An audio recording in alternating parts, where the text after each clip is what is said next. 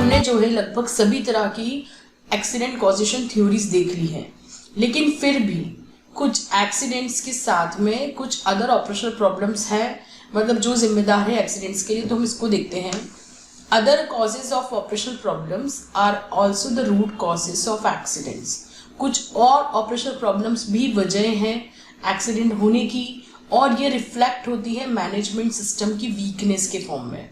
ठीक है, ये कंसेप्ट अभी इमीडिएट ऑब्वियस नहीं था, और जितना हम the more we consider this the more obvious it seems to become more pertinent and meaningful. और जैसे जैसे हम इसको इस तरह से देखना शुरू करेंगे, ये और हमको मीनिंगफुल और पर्टिनेंट लगेगा। सपोज हम सोचे इस तरह से, कंसिडरिंग द इंस्टेंस या इस फैक्ट को हम समझें, हम इस तरह से देखना शुरू करें इन चीज़ों को कि सेफ्टी प्रॉब्लम्स जो है वो लैक ऑफ ट्रेनिंग की वजह से है। जैसे कि क्वालिटी प्रॉब्लम्स को हम मानते हैं कि लैक ऑफ ट्रेनिंग की वजह से, या फिर एम्प्लॉय सही नहीं चूज करा है जो कि सेफ्टी प्रॉब्लम क्रिएट कर रहा है, या फिर कुछ अदर मैनेजमेंट प्रॉब्लम से। तो जब हम क्वालिटी में प्रॉब्लम समझ सकते हैं तो सेफ्टी में क्यों नहीं समझ सकते? सेम फंडा ही है।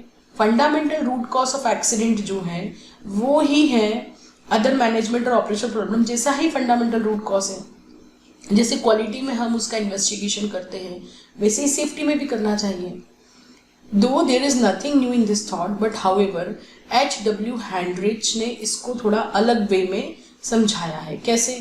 Methods of most value in accident prevention are analogous with the methods for the control of quality, cost and quantity of production। उन्होंने इसको ऐसे समझाया है कि जैसे हम मतलब एक्सीडेंट प्रिवेंशन की जो मेथड्स है वो काफ़ी कुछ एनालॉगस है, मतलब सिमिलर है या फिर उससे रिलेट करती है।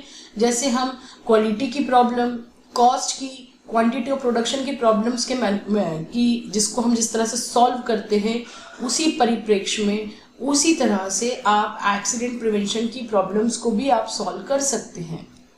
बट इग्नोरिंग दिस फैक्ट, पर ये फैक्ट को इग्नोर नहीं कर सकते हैं। हम सेफ्टी को अलग तरीके से हैंडल क्यों करते हैं? जिस तरह से हम क्वालिटी, कॉस्ट और क्वांटिटी ऑफ प्रोडक्शन को हैंडल करते हैं, उसी तरह से हमें सेफ्टी को भी हैंडल करना चाहिए। अलग नहीं देखना चाहिए, इग्नोर नहीं करना चाहिए। ये एक हैंड्रिच ने जो है थोड़ा सा स्लाइटली देखने की कोशिश करी इसको अलग तरीके से। तो ये एक और इशू है, और रियली मैंने इतनी इंडस्ट्रीज़ में काम किया है, मैंने इस चीज़ पे रियली इस चीज़ को महसूस किया है कि क्वालिटी इश्यूज़ के लिए जितना सीरियस कंपनी रहती हैं, सेफ्टी इश्यूज़ के लिए उतना सीरियसनेस कई कंपनीज में मैंने नहीं नोटिस करी है। तो ये एक और वजह है एक्सीडेंट्स के होने की। तो आई होप ये क्लियर हुआ होगा।